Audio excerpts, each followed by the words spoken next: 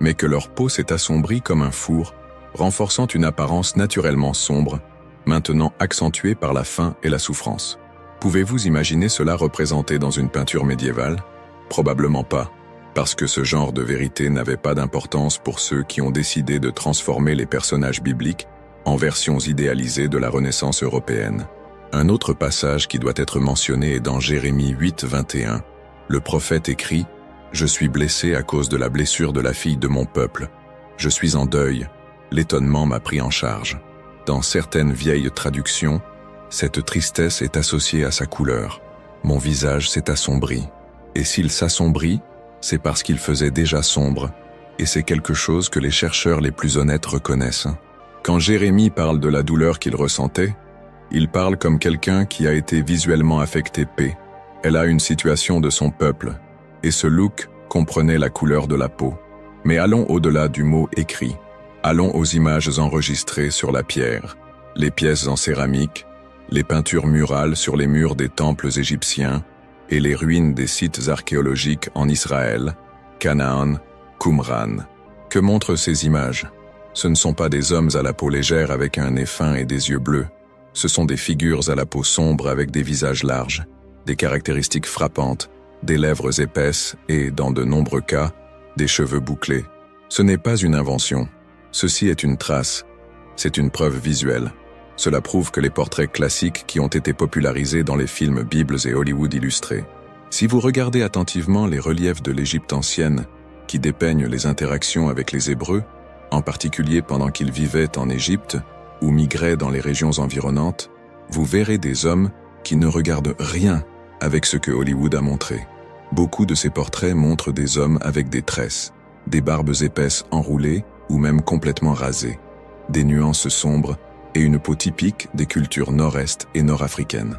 Et lorsque nous mettons ces images côte à côte avec des descriptions bibliques, tout commence à avoir encore plus de sens. Il est curieux de savoir comment il a évité de parler des cheveux. La Bible décrit plusieurs fois les aspects des cheveux de ces personnages, et de nombreux chercheurs essaient d'adoucir ou de spiritualiser ces détails. Mais pensez-y, Samson, par exemple, était nazireux de l'utérus. Cela signifie que vos cheveux n'ont jamais été coupés avant le jour de sa chute. Et ils ont grandi, tressés en 7 tresses. 7. Il s'agit d'une caractéristique très courante parmi les personnes aux cheveux bouclés qui ont tressé les cheveux pour les garder organisés, résistants et esthétiquement frappants. Les cheveux raides ne tiennent pas la tresse de la même manière. Est-ce important? Oui, c'est important, parce que c'est une autre pièce du puzzle sur la véritable apparence des Hébreux. Un autre exemple que presque personne ne parle, le prophète Ezra. Lorsqu'il pleure les péchés du peuple, déchire ses vêtements, lui arracher les cheveux de la tête et de la barbe. Un acte dramatique et symbolique.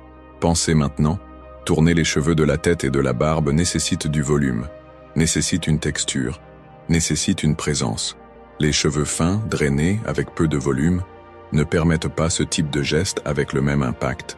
Ce que nous voyons est une autre piste. Les gens qui ont servi Dieu dans les temps anciens étaient un peuple fort de caractéristiques frappantes, de peau et de cheveux brûlés par le soleil qui exprimaient son origine. Mais même avec tant de traces, il y a ceux qui disent « ce n'est pas important, la couleur de la peau ne change pas le message ». Et en fait, le message reste vrai. Mais il ne s'agit pas de couleur, il s'agit de la vérité, il s'agit de représentativité spirituelle. Il s'agit de retourner au noir la dignité de se voir dans le plan de Dieu, non pas comme des serviteurs marginalisés, mais comme des protagonistes de leur histoire. Il s'agit de briser le cycle d'effacement. Il s'agit de ne plus accepter la Bible de justifier des structures racistes, coloniales et déformées. Lorsque vous regardez l'histoire et réalisez que chaque détail a été façonné pour exclure les corps noirs du sacré, vous commencez à comprendre pourquoi cette révélation est si puissante. Parce qu'il guérit, elle restaure, elle reconstruit la foi de ceux qui ont longtemps ressenti des étrangers dans le temple. Comment croire en un Dieu qui n'est révélé que par des visages qui ne ressemblent pas à la vôtre? Comment se connecter avec une spiritualité qui, dès le plus jeune âge, vous a appris que les élus avaient leur couleur, ni leurs caractéristiques? C'est la révolution qui commence lorsque nous reconnaissons. Les anciens Hébreux étaient des personnes sombres et en profondeur en ratouage dans le sol chaud de l'Est. Et les prophètes n'étaient pas différents. Ils ont parlé avec l'autorité, mais ont porté sur leur visage le reflet de la terre dans laquelle ils sont nés. Ils n'étaient pas des Européens à l'extérieur, même à l'intérieur. Ils étaient des hommes liés à leur temps, à leur culture et à leur peuple. Et son peuple était noir. Maintenant que vous avez entendu tout cela, je veux savoir ce que vous en pensez. Commentez ici. Les prophètes étaient noirs, oui, et c'est important. Ou si vous préférez, écrivez « Ma foi se reconnecte quand je connais la vérité ». Ces phrases aident la vidéo à atteindre plus de gens. Une fois que nous comprenons l'apparence réelle des anciens Hébreux, il n'y a aucun moyen d'ignorer les preuves qui sautent devant nous lorsque nous regardons directement les personnages clés de l'Écriture. Nous ne parlons pas de chiffres secondaires. Nous parlons de colonnes, de leaders, d'abord des personnages importants dans l'histoire du salut.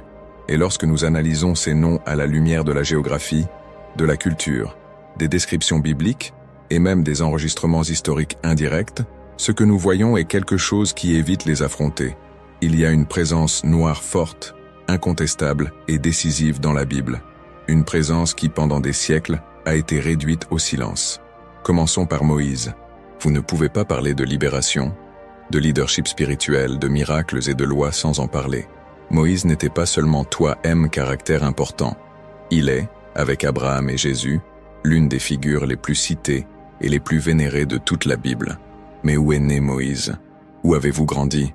Où a-t-il été formé? En Égypte, au cœur de l'Afrique du Nord, fils d'Hébreux, élevé par la fille de Pharaon. La Bible dit qu'il a été placé dans un panier à Rio et que la fille du roi l'a trouvé et l'a adopté. Elle l'a élevé comme si c'était son propre fils, à l'intérieur du palais, au milieu de l'élite égyptienne, parmi les princes africains de la dynastie pharaonique. Pensez maintenant, qu'est-ce qui ressemble à ce garçon pour que personne n'ait remis en question son origine égyptienne? Comment pourrait-il être confondu avec un Égyptien s'il n'en ressemblait pas? La réponse est simple, logique et directe. Moïse ressemblait aux Égyptiens parce qu'il était, comme eux, un homme noir. Il n'y a pas d'autre moyen. L'Égypte n'était pas un empire nordique. C'était une puissance africaine. Ses dirigeants, soldats et prêtres, avaient des traits noirs, une peau foncée, des cheveux bouclés ou tressés. C'est ce que montrent les dossiers visuels restants. Moïse a grandi dans cet environnement. Moïse était une partie visuelle de cette culture. Il a parlé en tant qu'Égyptien, marchait en tant qu'Égyptien et avait une apparence compatible avec ce peuple.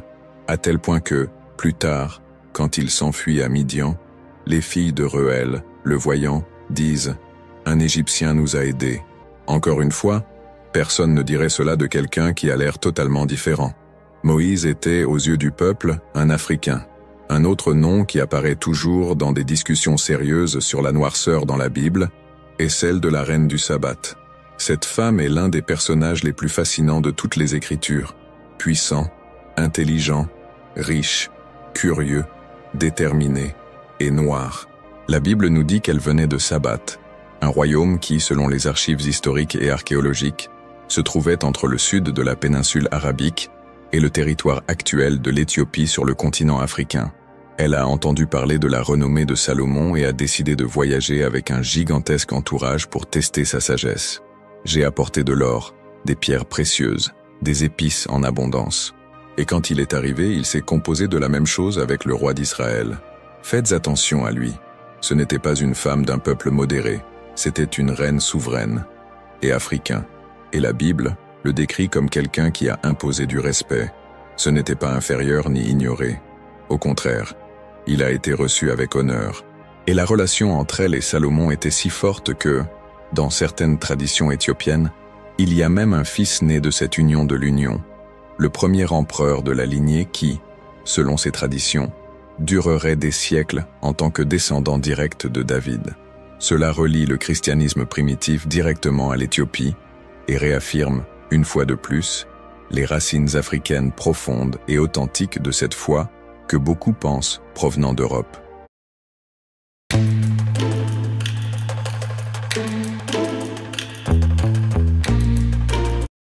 Foi que beaucoup pensent provenant d'Europe. Et en parlant de christianisme primitif, il est impossible d'ignorer un personnage qui semble discrètement, mais porte une signification explosive. Siméon, appelé Niger, mentionné dans Actes 13, 1. Vous avez peut-être déjà lu ce verset et vous n'avez pas remarqué. Mais le nom du Niger n'est pas là par hasard. En latin, le Niger signifie noir. C'est exact. La Bible mentionne un prophète et un maître de l'Église primitive appelé Siméon, le noir. Et le texte ne le met pas en tant que serviteur, ni comme une figure secondaire. Il fait partie des chefs spirituels qui ont prié, jeûné et recherché la direction du Saint-Esprit pour les missions. Siméon était noir, et était un leader, et était plein de l'esprit. Et cela faisait partie du groupe qui a participé directement à l'envoi de Paul et de Barnabas, les plus grands missionnaires de l'histoire du christianisme. Cela montre que le christianisme, depuis le début, était pluriel, afro, avec une participation active des hommes et des femmes noirs au centre de la mission de Dieu. On ne peut le nier. L'Éthiopie a été l'une des premières nations à embrasser l'Évangile. Le christianisme africain est plus âgé que les Européens. L'église copta, par exemple, remonte à l'époque apostolique.